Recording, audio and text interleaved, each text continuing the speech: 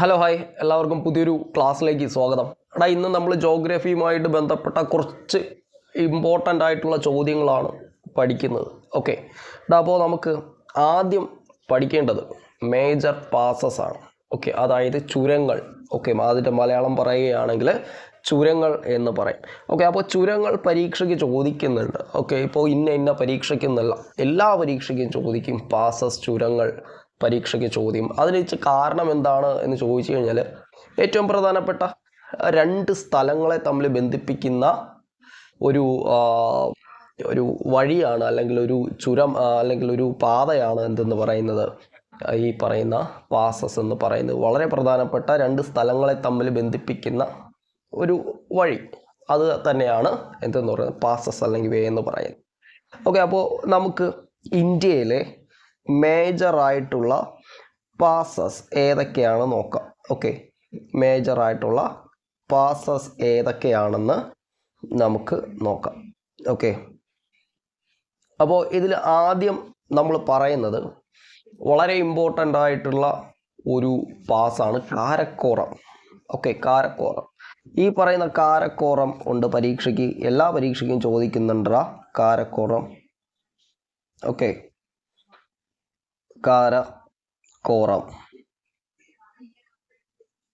കാരക്കോറം അത് ജമ്മു കാശ്മീരിലാണ്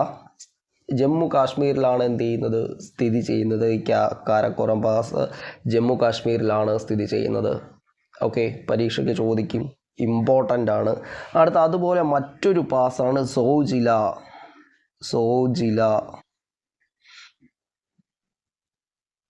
ഓക്കെ, സോജില അത് ലഡാക്കിൽ, ജമ്മു കാശ്മീരിൽ തന്നെയാണ് ലഡാക്ക്. ഓക്കെ, ലഡാക്കിൽ തന്നെയാണ്. അത് വളരെ ഇമ്പോർട്ടൻ്റ് ആയിട്ടുള്ള മറ്റൊരു ചോദ്യമാണ്. ഓക്കെ, പിന്നെ അതുപോലെ വേറൊന്നുണ്ട് ജമ്മു കാശ്മീരിൽ Pir Panjal. Okay, Pir Panjal ഇത് എവിടെയാണ് സ്ഥിതി ചെയ്യുന്നതെന്ന് ചോദിച്ചു കഴിഞ്ഞാൽ അതും ജമ്മു കാശ്മീരിൽ തന്നെയാണ് സ്ഥിതി ചെയ്യുന്നത്. അതുപോലെ ബനിഹാൾ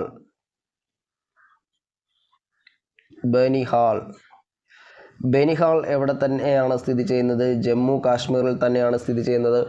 ഇപ്പോൾ ഈ പറഞ്ഞുകൊണ്ടിരിക്കുന്ന പാസസ് അല്ലെങ്കിൽ ചുരങ്ങൾ എന്ന് പറയുന്നത് ഒരുപാട് പരീക്ഷയ്ക്ക് ചോദിച്ചതാണ്, പ്രീവിയസ് ആണ്. ഓക്കെ, ഇനിയും ഇതൊക്കെ തന്നെ ആയിരിക്കും പരീക്ഷയ്ക്ക് ചോദിക്കുന്നത്. ഓക്കെ, അപ്പോൾ മറക്കരുത്. ഓക്കെ, അപ്പോൾ നമ്മളിപ്പോൾ പറഞ്ഞത് ബനിഹാൽ ആണ് പറഞ്ഞത്. ഇനി അടുത്ത് നമ്മൾ പറഞ്ഞ ഷിപ്കില.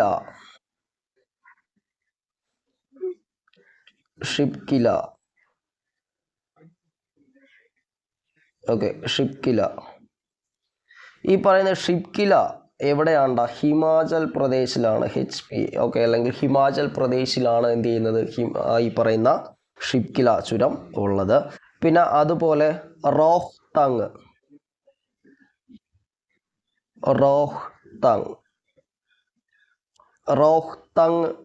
എന്ന് പറയുന്നതും ഹിമാചൽ പ്രദേശിലുള്ളത് തന്നെയാണ്. ഓക്കെ, റോഹ്തങ് എന്ന് പറയുന്നത് ഹിമാചൽ പ്രദേശിലുള്ളത് തന്നെയാണ്.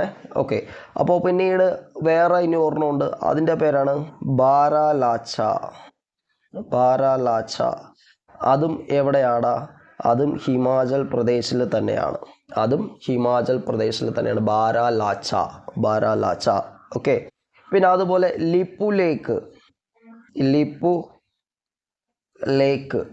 ലേക്ക് അത് ഉത്തരാഖണ്ഡിലാണ്. ഓക്കെ, ഉത്തരാഖണ്ഡിലാണ് ലിപ്പു ലേക്ക് എന്ന് പറയുന്ന പാസസ് സ്ഥിതി ചെയ്യുന്നത്. ഓക്കെ, ഇനി അടുത്ത് നമ്മൾ പറയുന്ന മറ്റൊരു പാസസ് ആണ് മാന. ഓക്കെ, മന എന്നൊക്കെ പറയാം, നമുക്ക് മന എന്നോ പറയാം. ഓക്കെ, അത് വന്നിട്ട് ഉത്തരാഖണ്ഡിൽ തന്നെയാണ്. ഓക്കെ, ഉത്തരാഖണ്ഡിൽ തന്നെയാണ് സ്ഥിതി ചെയ്യുന്നത്. ഓക്കെ, മാന പാസ്. അതുപോലെ നിതി സ്ഥിതി ചെയ്യുന്നതും ഉത്തരാഖണ്ഡിൽ തന്നെയാണ് സ്ഥിതി ചെയ്യുന്നത്. ഓക്കെ, പിന്നീട് ഈ പറയുന്ന ഷിപ്കില പറഞ്ഞപ്പോൾ പറയേണ്ടതാണ്, ഞാൻ വിട്ടുപോയതാണ്. ഓക്കെ, നാഥുല പാസ് സ്ഥിതി ചെയ്യുന്നത് സിക്കിമിലാണ്. ഓക്കെ, സിക്കിം. അതുപോലെ തന്നെ ജലപ്ല അത് സ്ഥിതി ചെയ്യുന്നത് സിക്കിം. ഓക്കെ, സിക്കിമിൽ തന്നെയാണ്. ജലപ്ല സ്ഥിതി ചെയ്യുന്നത് സിക്കിമിൽ തന്നെയാണ്. ഓക്കെ, അടുത്ത് ബോംഡില സ്ഥിതി ചെയ്യുന്നത് AP അല്ലെങ്കിൽ അരുണാചൽ പ്രദേശ് എന്ന് പറയണം. ഓക്കെ, ആന്ധ്രാപ്രദേശല്ല, അരുണാചൽ പ്രദേശിലാണ്. ബോംഡില എവിടെയാണ്? അരുണാചൽ പ്രദേശിലാണ്. ഓക്കെ, അടുത്ത് നമ്മൾ പറയുന്നത് ദിപ്പു. ഓക്കെ, ദിപ്പു അതും അരുണാചൽ പ്രദേശിൽ തന്നെയാണ്. അത് കഴിഞ്ഞിട്ട് തുജു. ഓക്കെ, അത് മണിപ്പൂർ. ഓക്കെ, അത് എവിടെയാണ് സ്ഥിതി ചെയ്യുന്നത്?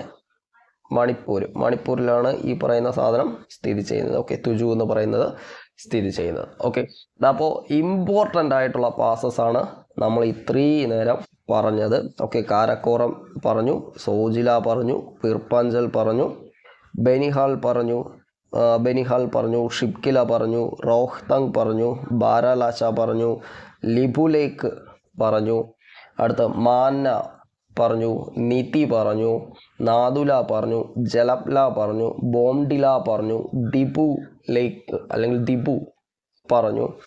ഓക്കെ, അടുത്ത് തുജു. ഇത് ഇത്രയും നമ്മൾ പറഞ്ഞു. ഓക്കെ, ഇത്രയും പറഞ്ഞു.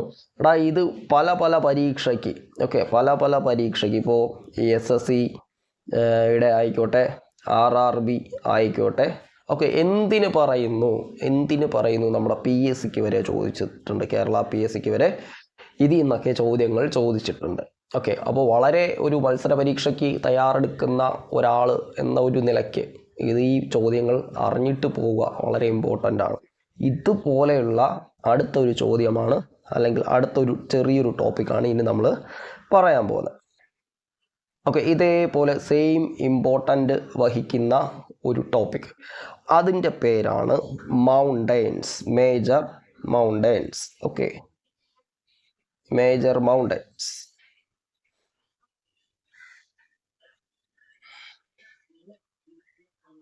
Okay, mountains.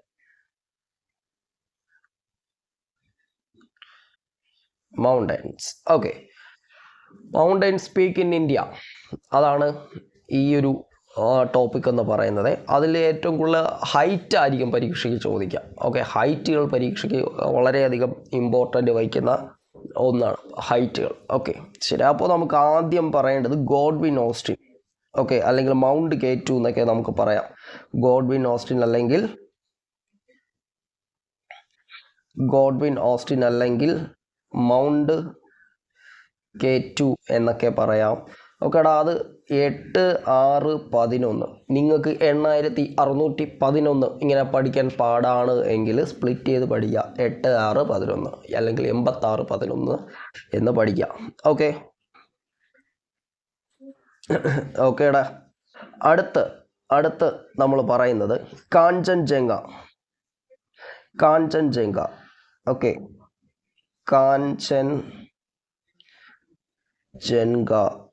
ഓക്കെ, കാഞ്ചൻജംഗ. അത് 85-86 കണ്ട, എളുപ്പമുണ്ട്. 85-86 ഇത് കാഞ്ചൻജംഗയാണ്. 85-86 അതേതാടാ?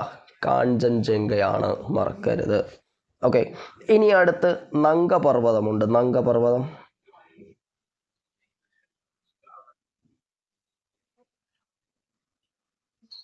നംഗപർവ്വതമുണ്ട്. അത് 81-26. ഓക്കെ, അതിൻ്റെ ഹൈറ്റ് എത്ര? 81-26 അതിൻ്റെ ഹൈറ്റ് വരുന്നത്. ഓക്കെ, അപ്പോൾ നമ്മൾ കാഞ്ചൻജംഗ പറഞ്ഞു, 85-86 എന്ന് പറഞ്ഞു, എളുപ്പമുണ്ട്. അടുത്ത മൗണ്ട് K2 അല്ലെങ്കിൽ ഗോഡ്വിൻ ഓസ്റ്റിൻ നമ്മൾ പറഞ്ഞു 86-11 പറഞ്ഞു. ഇനി അടുത്ത് പറയേണ്ടത് നംഗപർവ്വതം 81-26 പറഞ്ഞു. ഇനി അടുത്ത് നമുക്ക് പറയേണ്ടത് ബോർഡ് പീക്കുണ്ട്.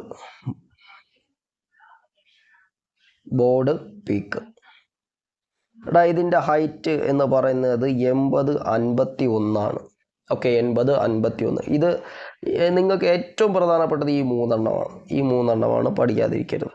ഓക്കെ, ബോഡി പീക്ക് 80, 51. ഓക്കെ, പിന്നെ അതുപോലെ തന്നെ കാമറ്റ് ഉണ്ട്. കാമറ്റ് അത് എത്രയാണെന്ന് ചോദിച്ചു കഴിഞ്ഞാൽ 77, 56 എന്ന് പറയണം. 77, 56 എന്ന് പറയണം. അതുപോലെ നന്ദാദേവി പരീക്ഷയ്ക്ക് ചോദിച്ചിട്ടുണ്ട്. നന്ദാദേവി 78, 17 അതിൻ്റെ ഹൈറ്റ്. 78, 17. ഓക്കെ എടാ, അപ്പോൾ നന്ദാദേവിയുടെ ഹൈറ്റ് പരീക്ഷയ്ക്ക് ചോദിക്കുന്നുണ്ട്. 78, 17 ചോദിച്ചിട്ടുണ്ട്. അതുപോലെ കാമറ്റ് അത് ചോദിച്ചിട്ടുണ്ട്. 77, 56 അതിൻ്റെ ഹൈറ്റ്. ഓക്കെ, മറക്കരുത്. പിന്നീട് ഈ ഒരു സാധനം ഇത് വേണമെങ്കിൽ പഠിച്ചാൽ മതി, ഇതുവരെ അങ്ങനെ ചോദിച്ചിട്ടില്ല. ഓക്കെ, അപ്പോൾ ഇത്രയും എത്ര 1, 2, 3, 4, 5, 6 ഹൈറ്റുകൾ, 6 മൗണ്ടൻ പീക്കിൻ്റെ ഹൈറ്റുകൾ ഇമ്പോർട്ടൻ്റ് ആണ്, പഠിക്കണം. ഓക്കെ, ശരി. അപ്പോൾ ഇനി നമുക്ക് അടുത്ത ഒരു ചെറിയൊരു കുഞ്ഞു ടോപ്പിക്കാണ് ഏതെന്ന് പറയുന്നത്, ഈ local division of Himalaya. Okay, local division of Himalaya. അതായത് ഇപ്പോൾ ഇത് ഒരു ഹിമാലയമാണെന്ന് സങ്കല്പിക്കുക. ഓക്കെ, ഇതൊരു ഹിമാലയമാണ്. ഓക്കെ, അപ്പോൾ ഇവിടേക്ക് ഓരോ പ്രദേശങ്ങൾ ഇങ്ങനെ വ്യാപിച്ച് കിടക്കുകയാണ്. ഓക്കെ, ഇവിടെ ചിലപ്പോൾ നേപ്പാളായിരിക്കാം. ഓക്കെ, ഇവിടെ ചിലപ്പോൾ ഹിമാചൽ പ്രദേശ് ആയിരിക്കാം, ഇവിടെ പഞ്ചാബ് ആയിരിക്കാം, ഇവിടെ ഹരിയാന ആയിരിക്കാം, ഇവിടെ ജമ്മു കാശ്മീർ ആയിരിക്കാം. ഓക്കെ, അപ്പോൾ ഇത് ഓരോ പ്രദേശത്തും ഇതിനെ ജോഗ്രഫിക്കലി അറിയുന്നത് ഓരോ രീതിയിലായിരിക്കും. ഓക്കെ, ഇപ്പോൾ ഉദാഹരണങ്ങൾ പറയുന്നെങ്കിൽ ഈ ഒരു പോർഷൻ, ഓക്കെ, ഇതൊരു ഹിമാലയമാണെന്ന് സങ്കല്പിക്കുക. ഓക്കെ, ഇങ്ങനെയൊക്കെ ഇരിക്കും. ഓക്കെ, ഇതൊരു ഹിമാലയമാണെന്ന് സങ്കല്പിക്കുക. ഈ പറയുന്ന ഹിമാലയത്തിൽ ഈ ഒരു പോർഷൻ, ഇതിങ്ങനെ താഴ്ന്നു വരുന്ന പോർഷൻ പഞ്ചാബിലാണെന്ന് സങ്കല്പിക്കുക. ഓക്കെ, ഈ ഒരു പോർഷൻ പഞ്ചാബിലാണ്. പഞ്ചാബിലും ഹിമാലയവുമായിട്ട് ബന്ധപ്പെട്ടാണ് കിടക്കുന്നത്. ഓക്കെ, അപ്പോൾ പഞ്ചാബിലാണ്. അപ്പോൾ ഈ പ്രദേശത്തെ നമ്മൾ എന്തെന്ന് പറയൂടാ? പഞ്ചാബ് ഹിമാലയ എന്ന് പറയും. ഓക്കെ, അതായത് പഞ്ചാബുമായിട്ട് ചേർന്ന് കിടക്കുന്ന സ്ഥലമാണ് പഞ്ചാബ് ഹിമാലയ എന്ന് പറയുന്ന. അത്രയുള്ള സംഭവം, വലിയ സംഭവമൊന്നുമില്ല. പഞ്ചാബ് ഹിമാലയ. ഓക്കെ, അതുപോലെ അതിൻ്റെ ലെങ്ത് ചോദിക്കും. ഓക്കെ, അവിടെ ഇതിൻ്റെ ലെങ്ത് പരീക്ഷയ്ക്ക് ചോദിക്കും. ഓക്കെ, അപ്പോൾ അതിൽ റിവർ ഉണ്ടെങ്കിൽ റിവർ ചോദിക്കും. ഓക്കെ, ഇത് ഇത്രയും വളരെ ഇമ്പോർട്ടൻ്റ് ആണ്. ഓക്കെ, അപ്പോൾ നമുക്ക് അത് നോക്കാം. എടാ, അപ്പോൾ പഞ്ചാബ് ഹിമാലയ, പഞ്ചാബ്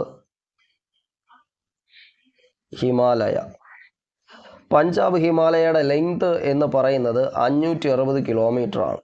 ഓക്കെ, 560 കിലോമീറ്റർ ആണ് പഞ്ചാബ് ഹിമാലയ എന്ന് പറയുന്നത്. ഓക്കെ എടാ, ഇത് ഏകദേശം ഇൻഡസ് റിവറിനും സത്ലജ് റിവറിനും ഇടയ്ക്കാണ് സ്ഥിതി ചെയ്യുന്നത്. ഓക്കെ, ഈ പറയുന്ന പഞ്ചാബ് ഹിമാലയ അല്ലെങ്കിൽ അതിൻ്റെ ഒരു താഴ്വാരമാണ്. ഓക്കെ, പഞ്ചാബ് ഹിമാലയ എന്ന് പറയുന്നത്. ഓക്കെ അല്ലേ? അപ്പോൾ പഞ്ചാബ് ഹിമാലയ വ്യക്തമായിട്ട് മനസ്സിലായി എന്ന് വിശ്വസിക്കുന്നു. അതുപോലെ വരുന്നതാണ് നേപ്പാൾ ഹിമാലയ.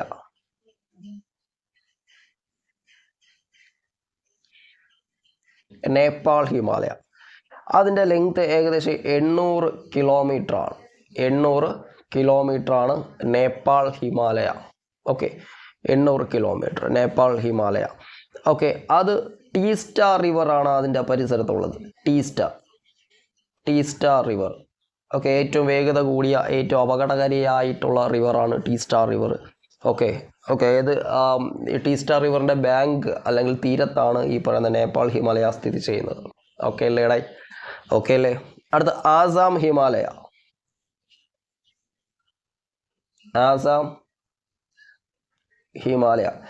ഈ ആസാം ഹിമാലയ 720 കിലോമീറ്റർ ചുറ്റളവിലാണ് കാണപ്പെടുന്നത്. 720 കിലോമീറ്റർ ചുറ്റളവിലാണ് ആസാം ഹിമാലയ സ്ഥിതി ചെയ്യുന്നത്. ഓക്കെ, ഇത് പറയുന്നത് പോലെ ടീസ്റ്റ റിവർ അതുപോലെ ദിഹാങ് റിവർ, ഈ രണ്ട് നദികളുടെ തീരത്തു കൂടെ കടന്നു പോകുന്ന ഒരു പോർഷനാണ് ആസാം ഹിമാലയ എന്ന് പറയുന്നത്. ഓക്കെ, പരീക്ഷയ്ക്ക് ചോദിക്കും. ഓക്കെ, ആസാം ഹിമാലയ കടന്നു പോകുന്ന നദീതീരം അല്ലെങ്കിൽ ഏത് നദീതീരം ആണെന്ന് ചോദിക്കും. ഓപ്ഷനിൽ ഒന്നീ ടീസ്റ്റ കാണും, അല്ലെങ്കിൽ ദിഹാങ് കാണും. ഓക്കെ, അതിൻ്റെ നീളം ചോദിക്കുകയാണെങ്കിൽ 720 കിലോമീറ്റർ ആണെന്ന് പറയണം. വായും പൊളിച്ച് നോക്കിയിരിക്കരുത്. ഓക്കെ, കറക്റ്റായിട്ട് ഉത്തരം പറയണം, ഉത്തരം എഴുതാം. ഓക്കെ എടാ, അപ്പോൾ നമ്മൾ ഇപ്പോൾ പറഞ്ഞത് ഹിമാലയവുമായിട്ട് ബന്ധപ്പെട്ട കാര്യങ്ങളാണ് ഇപ്പോൾ നമ്മൾ പറഞ്ഞത്. ഓക്കെ, ഇനി അടുത്ത് വേറൊരു കുഞ്ഞു പോർഷനിലോട്ട് പോവുകയാണ്. അതായത് നമ്മളിത് പറയുന്നത് ഷുവർ 100% പരീക്ഷയ്ക്ക് ചോദിക്കും എന്ന് പറയുന്ന സാധനമാണ് പറയുന്നത്. ഓക്കെ, ഇനി അടുത്ത് നമ്മൾ പറയാൻ പോകുന്ന കാര്യങ്ങൾ വളരെ വൃത്തിയായിട്ട് കേൾക്കുക. ഓക്കെ, ശരി. ഇനി അടുത്ത് നമ്മൾ പറയുന്നത് ഓരോ ഫാമിംഗ് ഉണ്ട്. ഓക്കെ, ജോഗ്രഫിയുമായിട്ട് വലിയ ബന്ധമില്ല, എന്നാലും നമുക്കിതിൻ്റെ കൂടെ പറയാൻ പറ്റുന്ന ഒരു ടോപ്പിക്ക് തന്നെയാണ് ഫാമിംഗ്. Okay, farming. ഇപ്പോൾ എപ്പികൾച്ചർ എന്ന് പറയുന്ന സാധനം. ഓക്കെ, നമുക്ക് എഴുതാം എപ്പികൾച്ചർ.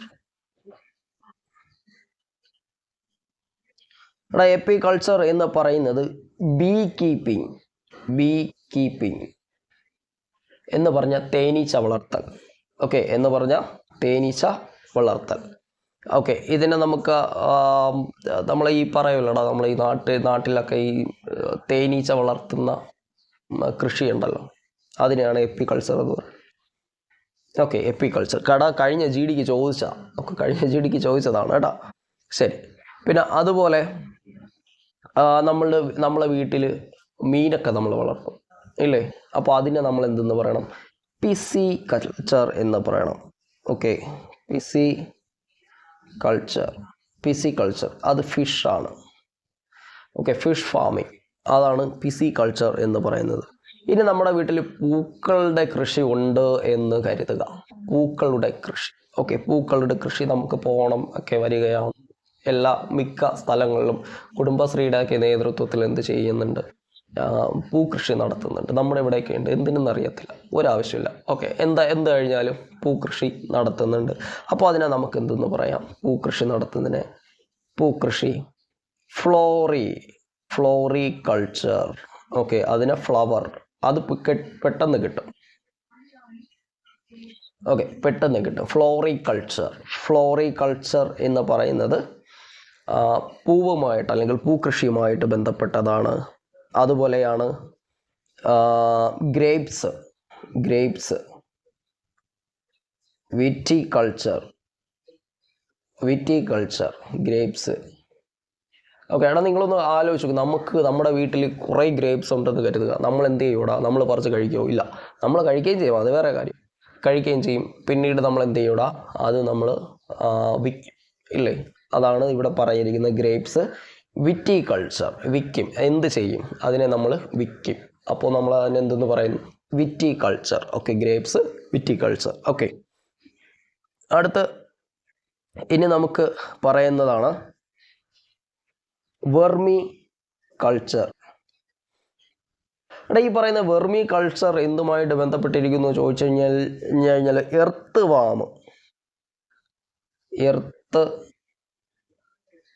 വാംസ്, അതായത് മണ്ണിര കൃഷി. ഓക്കെ, അപ്പോൾ മണ്ണിരയൊക്കെ കൃഷി ചെയ്തിട്ട് എന്ത് ചെയ്യും എന്ന് ചോദിച്ചു കഴിഞ്ഞാൽ ഈ മണ്ണിര കമ്പോസ്റ്റുകളുണ്ട്, ഓരോ കമ്പോസ്റ്റുകളുണ്ട്. അപ്പോൾ ഈ കമ്പോസ്റ്റുകൾക്ക് ഏറ്റവും കൂടുതൽ ആവശ്യം മണ്ണിര. അപ്പോൾ മണ്ണിര ഉണ്ടെങ്കിൽ ബയോഗ്യാസ് പ്ലാന്റ് പോലുള്ള സാധനങ്ങൾക്ക് പ്രവർത്തിപ്പിക്കാം. പിന്നെ ഈ ഫലഭൂഷ്ടി കുറഞ്ഞ പ്രദേശത്ത് പ്രാചീന രീതിയിലുള്ള കൃഷി രീതിയാണ് ഞാൻ പറയുന്നത്. ഇപ്പോൾ ഇതൊക്കെ ഉണ്ടോ എന്ന് എനിക്ക് പോലും അറിയത്തില്ല, അല്ല ദൈവത്തിന് പോലും അറിയത്തില്ല. ഓക്കെ, എടാ അപ്പോൾ ഈ ഫലഭൂഷ്ടി കുറഞ്ഞ സ്ഥലത്ത് എന്ത് ചെയ്യൂടാ? ഇവർ മണ്ണിര വിതറുമ്പോൾ ഇത് അവിടെ കിടന്ന് പ്രവർത്തിച്ച് അതിൻ്റെ പ്രവർത്തന ഫലമായിട്ട് ഫലഭൂഷ്ടി കുറഞ്ഞ മണ്ണിന് എന്തുണ്ടാവും? ഫലഭൂഷ്ടി കൂട്ടിക്കൊടുക്കും മണ്ണിര. ഓക്കെ, അത് ഡീറ്റെയിൽ ആയിട്ട് പറയുന്നു എങ്കിൽ മണ്ണിര ഇതുപോലെ മണ്ണിരയുടെ പ്രവർത്തനം എന്തെന്ന് പറഞ്ഞു കഴിഞ്ഞാൽ ഈ മണ്ണിര ഉറച്ചു കിടക്കുന്ന സ്ഥലങ്ങളിൽ അതായത് ചെറിയ ഈർപ്പമൊക്കെയുള്ള സ്ഥലങ്ങളിൽ ഇത് എന്ത് ചെയ്യും, ഇത് കൊണ്ടുപോയി കുഴിച്ച് അവിടെയുള്ള മണ്ണൊക്കെ ഇത് ഭക്ഷിച്ച് അതിൻ്റെ വിസർജന എന്ത് ചെയ്യും, മണ്ണിൽ കലർന്ന് ആ മണ്ണിന് ബലഭൂഷ്ടി ഉണ്ടാവും. ഓക്കെ, പിന്നെ അതുപോലെ ഈ മണ്ണിങ്ങനെ ഇളക്കുമ്പോൾ അതിൽ വായു സഞ്ചാരങ്ങൾ ഉണ്ടാവും. അപ്പോൾ അങ്ങനെയാണ് ഈ പറയുന്ന വെർമി കൾച്ചർ ഈ മണ്ണിലേക്ക് ഏറ്റവും കൂടുതൽ ബന്ധപ്പെട്ടിരിക്കുന്നത്. ഓക്കെ, അപ്പോൾ വെർമി കൾച്ചർ എന്താണ് എന്ന് ചോദിച്ചു കഴിഞ്ഞാൽ നിങ്ങൾ എന്തെന്ന് പറയും, എർത്ത് വാർം കൾട്ടിവേഷൻ എന്ന് പറയണം. ഓക്കെ, ഇനി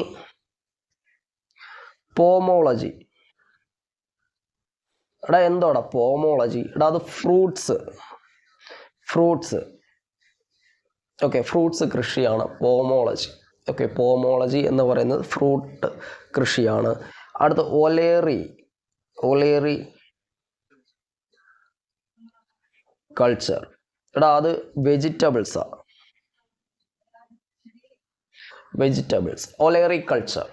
ഒലേറി കൾച്ചർ എന്താണ് എന്ന് ചോദിച്ചു കഴിഞ്ഞാൽ വെജിറ്റബിൾ കൃഷി ചെയ്യുന്നതിനെയാണ് ഒലേറി കൾച്ചർ എന്ന് പറയുന്നത്, വെജിറ്റബിൾ മാത്രം. ഓക്കെ, പിന്നീട് ഹോർട്ടികൾച്ചർ.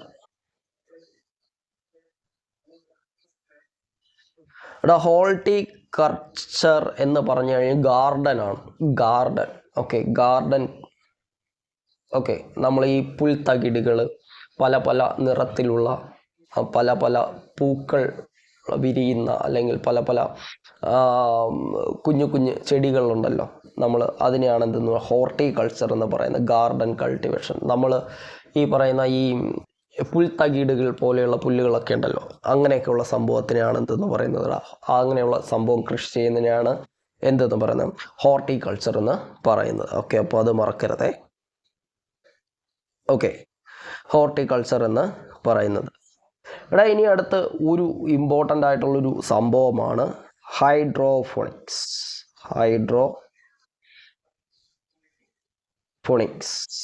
എന്താണ് ഹൈഡ്രോഫോണിക്സ്? ഇപ്പോൾ നമുക്കറിയാം ഈ പറയുന്ന സസ്യങ്ങൾക്ക് എന്താവശ്യമാണ്? മണ്ണ് ആവശ്യമാണ്, ജലം ആവശ്യമാണ്, വായു ആവശ്യമാണ്, പ്രകാശം ആവശ്യമാണ്, ഇല്ലേ? ഇതിൽ ഈ ഹൈഡ്രോഫോണിക്സിൻ്റെ പ്രത്യേകത എന്ന് പറഞ്ഞു കഴിഞ്ഞാൽ വിത്തൗട്ട് സോയിൽ, മണ്ണില്ലാതെ.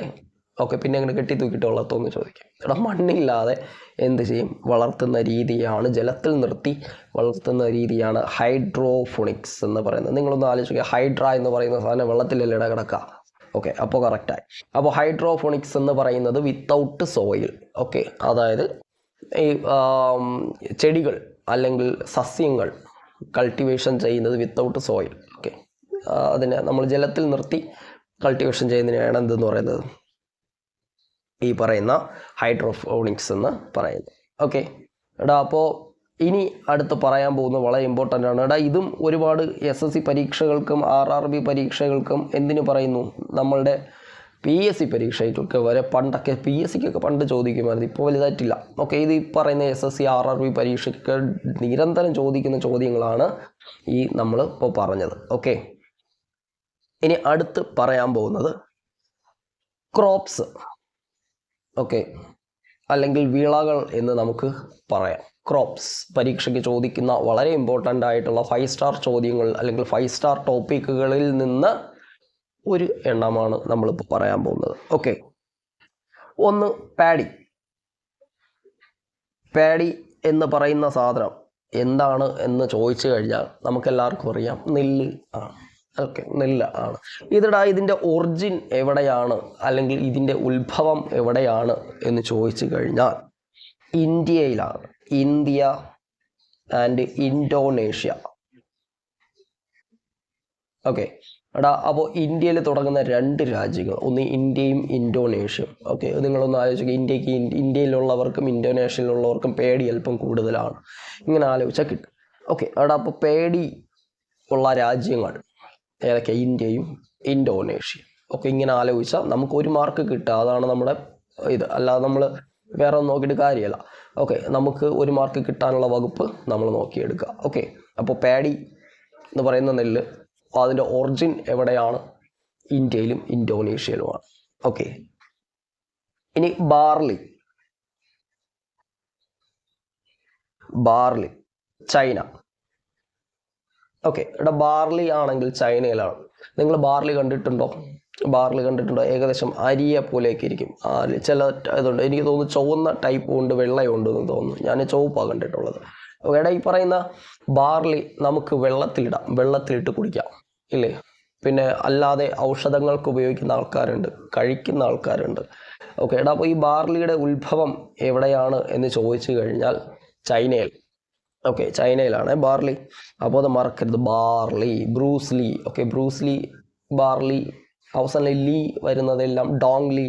ഇതൊക്കെ നിങ്ങളതൊരു ആലോചിച്ചൊക്കെ. എടാ ബ്രൂസ്ലി, ഡോങ്ലി, പിന്നെ ബാർലി, ഇതെല്ലാം അവസാനം LYയിൽ വരുന്ന സാധനങ്ങളാണ്. അപ്പോൾ ഇതൊക്കെ നമ്മൾ ഈ 7-6 സിനിമ ഉണ്ടല്ലോ, അതിൽ ഡോങ്ലി ഒക്കെ ഉണ്ടല്ലോ, ആ പുള്ളിക്കാരൻ എവിടെ നിന്നാണ് വരുന്നത്? ചൈനയിൽ നിന്നാണ് വരുന്നത്. അപ്പോൾ അതുമായിട്ട് നമുക്കൊന്ന് കണക്ട് ചെയ്യാം. ബാർലി, അവസാനം ബാർലി, അത് ചൈനയിലുള്ള സാധനം. ഓക്കെ, ഇനി തിരിയില്ലല്ലോ. ഓക്കെ, ഇനി അടുത്ത് മൈസ്. ഓക്കെ, എടാ മൈസ് എന്ന് പറയുന്ന അമേരിക്ക. മൈസ് എവിടെയുള്ളതാടാ? അമേരിക്കയിലുള്ളതാണ്. അടുത്ത് സോയാബീൻ ചൈന. ചൈന. എടാ ഈ പറയുന്ന സോയാബീന് നമ്മളൊക്കെ കുഞ്ഞിലേക്ക് ആയിരുന്ന സമയത്തൊക്കെ വീട്ടുകാരൊക്കെ പറ്റിക്കും, ചിക്കൻ എന്നൊക്കെ പറഞ്ഞിട്ട് നമ്മളൊക്കെ പറ്റിക്കാറുണ്ട് ഇല്ലേ? നമ്മളൊക്കെ പറ്റിച്ചിട്ടുണ്ട്, അതുകൊണ്ടാണ് പറഞ്ഞത്. ഓക്കെ, എടാ അപ്പോൾ സോയാബീൻ. ഓക്കെ, നമുക്കറിയാം ചൈനയുടെ സാധനങ്ങളെല്ലാം പറ്റിപ്പാണ്. ചൈനയുടെ സാധനങ്ങളെല്ലാം ഭയങ്കര പറ്റിപ്പാണ് ഇല്ലേ? അപ്പോൾ സോയാബീൻ എന്ന് പറയുന്നത് നമ്മളെ പാവപ്പെട്ട പിള്ളേരെ ചിക്കൻ എന്ന് പറഞ്ഞ് പറ്റിപ്പിക്കുന്ന സാധനമാണ് സോയാബീൻ ഇല്ലേ? അപ്പോൾ സോയാബീൻ എവിടെ ഉള്ളതാടാ? ചൈനയിലുള്ളതാണ്. ഓക്കെ, സോയാബീൻ ചൈനയിലാണ്, അത് മറക്കരുത്. അടുത്ത്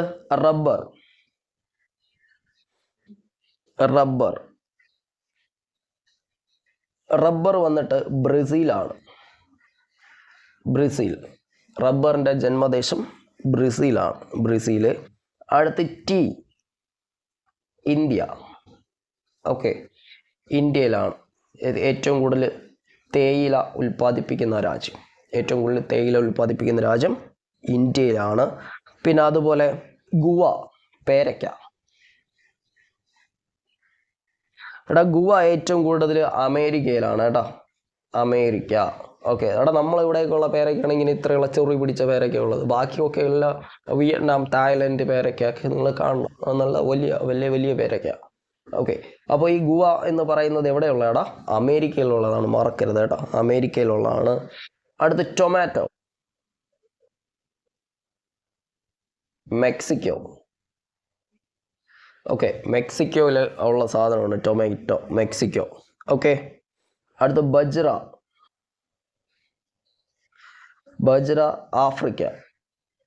ആഫ്രിക്കയിലാണ് ഇതിൻ്റെ ജന്മദേശം, ബജ്രയുടെ. ഓക്കെ, ബജ്ര ആഫ്രിക്കയിലാണ്, അപ്പോൾ അത് മറക്കരുത്. പിന്നെ പൊട്ടാറ്റോ ഉണ്ട്, പൊട്ടാറ്റോ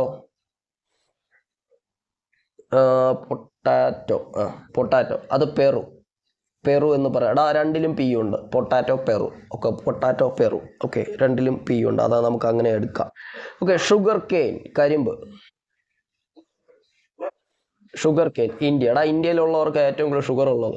ഓക്കെ, പ്രമേഹ രോഗം അല്ലെങ്കിൽ ഷുഗർ ഏറ്റവും കൂടുതലുള്ള ഇന്ത്യയിലാണ്. അപ്പോൾ അതുമായിട്ടൊന്ന് കണക്ട് ചെയ്താൽ മതി. ഓക്കെ, അപ്പോൾ എന്താ ഷുഗർ കെയിൻ, കരിമ്പ് ഏറ്റവും കൂടുതൽ ഉൽപ്പാദിപ്പിക്കുന്നത് ഇന്ത്യയിലാണ്. ഓക്കെ, എടാ അപ്പോൾ ഈ ക്രോപ്സ് എന്ന് പറയുന്നതിൽ ഡെഫിനറ്റ്ലി ഒരു മാർക്ക് ഉറപ്പാണ്. എല്ലാ പരീക്ഷയ്ക്കും ചോദിക്കുന്നുണ്ട്. ഏറ്റവും കൂടുതൽ RRB പരീക്ഷയ്ക്കും SSC പരീക്ഷയ്ക്കും ചോദിക്കുക. GD പോലുള്ള പരീക്ഷയ്ക്കൊക്കെയാണ് ഏറ്റവും കൂടുതൽ ചോദിക്കുക. റെയിൽവേ RPFന് ചോദിക്കാറുണ്ട്, ഗ്രൂപ്പ് Dക്ക് ചോദിക്കാറുണ്ട്, NTPCക്ക് ചോദിക്കാറുണ്ട്, എല്ലാത്തിനും ചോദിക്കാറുണ്ട്. ഓക്കെ, അപ്പോൾ ഒരു ഉപേക്ഷ വിചാരിക്കരുത്, കറക്റ്റാ പഠിക്കും. ഓക്കെ, ഇനി അടുത്ത് നമുക്ക് ഒരു സംഭവം പഠിക്കാൻ ഉണ്ട്. ഓക്കെ, അടുത്തത്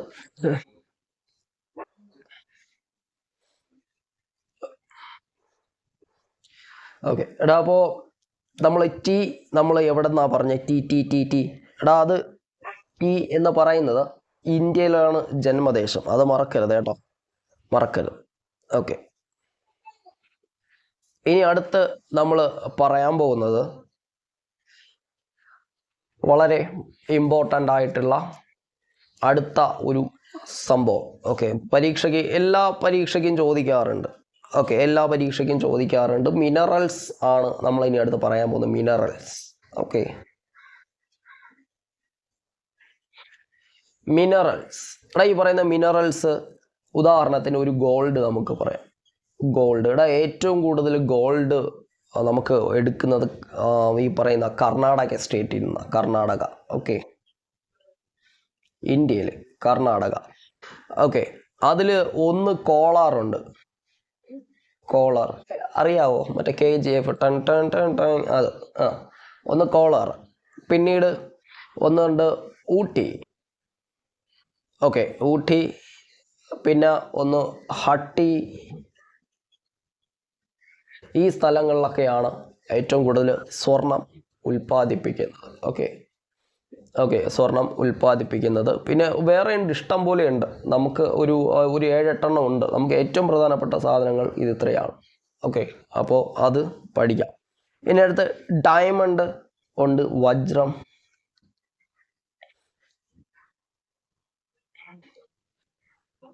അത് മധ്യപ്രദേശ്. ഓക്കെ, ഏറ്റവും കൂടുതൽ ഡയമണ്ട് ഖനനം നടക്കുന്നത് മധ്യപ്രദേശിലാണ്. ഓക്കെ, മധ്യപ്രദേശിലാണ്. ഓക്കെ, അത് അവിടെയാണെങ്കിൽ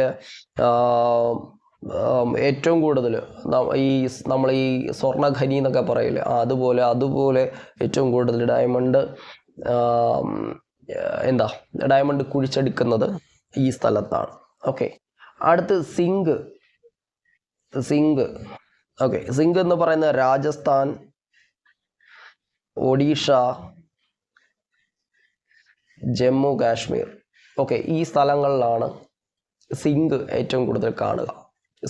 ഓക്കെ, സിങ്ക് കാണപ്പെടുന്നത്. പിന്നെ അതുപോലെ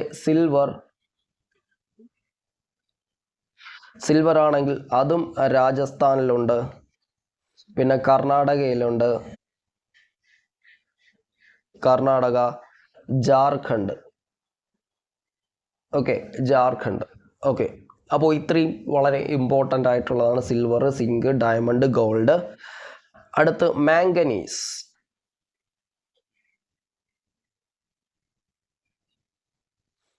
അത് തമിഴ്നാടുണ്ട്. ഓക്കെ, തമിഴ്നാടുണ്ട്, കർണാടക, രാജസ്ഥാൻ, ഇത്രയും സ്ഥലങ്ങളിലാണ്. അപ്പോൾ പിന്നെ ആന്ധ്രാപ്രദേശ്. ഇത്രയും സ്ഥലങ്ങളിലാണ് മാംഗനീസ് ഏറ്റവും കൂടുതൽ എടുക്കുന്നത്. ഓക്കെ, പിന്നീട് ലെഡ് ഉണ്ട്. അത് ജാർഖണ്ഡ്, രാജസ്ഥാൻ. ഓക്കെ, ജാർഖണ്ഡ്, രാജസ്ഥാനിലാണ് ലെഡ് ഏറ്റവും കൂടുതൽ ഉള്ളത്. പിന്നെ ടിന്ന്. ഓക്കെ, ടിന്നാണെങ്കിൽ ഛത്തീസ്ഗഡിലാണ് ടിന്നുള്ളത്. ഓക്കെ, ടിന്ന് ഉള്ളത്. പിന്നീട് നമുക്ക് പറയാന്നുള്ളത് തോറിയം. ഓക്കെ, തോറിയം കേരളത്തിലുണ്ട്. ഏറ്റവും കൂടുതൽ തോറിയം ഉള്ളത് കേരളത്തിലും ഉണ്ട്. ഓക്കെ, കേരള. പിന്നെ അതുപോലെ വേറെ ഒരു സ്ഥലത്തൂടെ ഉണ്ട്, രാജസ്ഥാൻ. കേരളം, രാജസ്ഥാൻ. അപ്പോൾ ഇത്രയും ആണ് ഏറ്റവും ഇമ്പോർട്ടൻ്റ് ആയിട്ടുള്ള ടോപ്പിക്സുകൾ. ഓക്കെ, ഇപ്പോൾ ഇതിനകത്ത് ജോഗ്രഫി ബേസ് ചെയ്തിട്ട് ഉള്ള കാര്യങ്ങൾ നമ്മൾ ആദ്യം പറഞ്ഞത് പാസസ് പറഞ്ഞു. നമ്മളൊരു 10-12 വരെ പറഞ്ഞു. പാസസ് പറഞ്ഞു. പിന്നീട് നമ്മൾ പറഞ്ഞത് മൗണ്ടൻസ് ആണ്, അതിൻ്റെ ഹൈറ്റുകളാണ് നമ്മൾ പറഞ്ഞത്. മൗണ്ടൻസ് നമ്മൾ ഹൈറ്റ് പറഞ്ഞു. അത് നമ്മളൊരു 6 പറഞ്ഞു. വളരെ ഇമ്പോർട്ടൻ്റ് ആയിട്ടുള്ള 6 പറഞ്ഞു. പിന്നെ ഹിമാലയവുമായിട്ട് ബന്ധപ്പെട്ട കാര്യങ്ങൾ പറഞ്ഞു. ഹിമാലയ ഓരോ പ്രദേശത്ത് അറിയപ്പെടുന്നത്, അവിടുത്തെ റിവറിൻ്റെ കേസ് പറഞ്ഞു. ഓക്കെ, അവിടുത്തെ കിലോമീറ്റർ പറഞ്ഞു, റിവറിൻ്റെ കേസ് പറഞ്ഞു. പിന്നെ നമ്മൾ പറഞ്ഞത് കൾച്ചേഴ്സ് ആണ്. അപ്പോൾ നമ്മൾ പറഞ്ഞ മീൻസ് കൾട്ടിവേഷൻ, അതിൻ്റെയൊക്കെ കാര്യങ്ങളാണ് നമ്മൾ പറഞ്ഞത്. എപ്പിക്കൾച്ചർ, പിസിക്കൾച്ചർ, അങ്ങനെയുള്ള കാര്യങ്ങൾ നമ്മൾ പറഞ്ഞു. പിന്നെ നമ്മൾ അടുത്ത് പറഞ്ഞത് ക്രോപ്സ് അല്ലെങ്കിൽ വിളകൾ ആണ് നമ്മൾ പറഞ്ഞത്. അതിൻ്റെ ഉത്ഭവ കേന്ദ്രം അല്ലെങ്കിൽ അതിൻ്റെ ഓറിജിൻ പ്ലേസ് ഒക്കെയാണ് നമ്മൾ പറഞ്ഞത്. ഓക്കെ, പാഡി ഇന്ത്യയിലാണെന്ന് പറഞ്ഞു, ബാർലി ചൈനയിലാണെന്ന് പറഞ്ഞു, ബ്രൂസ്ലിയുടെ കാര്യം പറഞ്ഞു, ഡോങ്ലിയുടെ കാര്യം പറഞ്ഞു. ഓക്കെ, അപ്പോൾ അതൊന്നും മറക്കരുത്. പിന്നെ നമ്മൾ പറഞ്ഞത് ഏറ്റവും അവസാനം പറഞ്ഞത് മിനറൽസിൻ്റെ കേസാണ് നമ്മൾ ഏറ്റവും അവസാനം പറഞ്ഞത്. ഓക്കെ, മിനറൽസ്, അതിൽ നമ്മൾ ഗോൾഡ് പറഞ്ഞു, ഡയമണ്ട് പറഞ്ഞു, അത് എവിടെ നിന്നൊക്കെയാണ് ഖനനം ചെയ്യുന്നതെന്ന് പറഞ്ഞു, ഏറ്റവും കൂടുതൽ ഉൽപ്പാദിപ്പിക്കുന്ന സംസ്ഥാനങ്ങൾ ഏതൊക്കെയാണെന്ന് നമ്മൾ പറഞ്ഞു. ഓക്കെ എടാ, അപ്പോൾ ഇത്രയും കാര്യങ്ങൾ വളരെ ക്ലിയർ കട്ടായിട്ട് പഠിക്കുക, പരീക്ഷയ്ക്ക് ചോദിക്കും. ഓക്കെ, ഞാൻ ചുമ്മാ പറയുന്നതല്ല, ഉറപ്പായിട്ടും പരീക്ഷയ്ക്ക് ചോദിക്കും. ഓക്കെ, അപ്പോൾ ഇന്നത്തേക്ക് നമുക്ക് ഇത്രയും മതി. ഇനി അടുത്ത ക്ലാസ്സിൽ കാണാം. ബൈ.